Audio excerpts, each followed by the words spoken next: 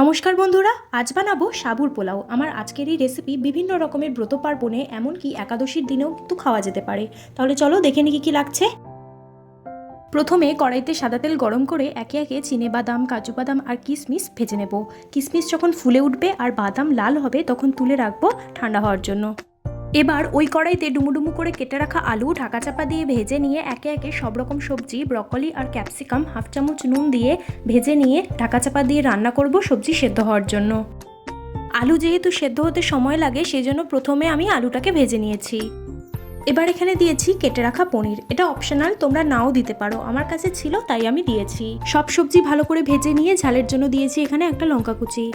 সব সবজি ভালো করে ভেজে নিয়ে এতে দিয়েছি জল ঝরানো মোটা দানার সাবু। সাবুর যে কোনো রেসিপিতে মোটা দানার সাবু দিলে এর টেস্ট খুব ভালো হয়।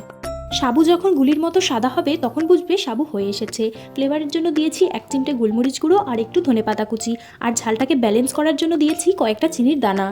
সব কিছু ভালো করে ভেজে নিয়ে দিয়েছি ভেজে রাখা বাদাম, কিশমিশ আর 1/4 টিস্পুন ঘি।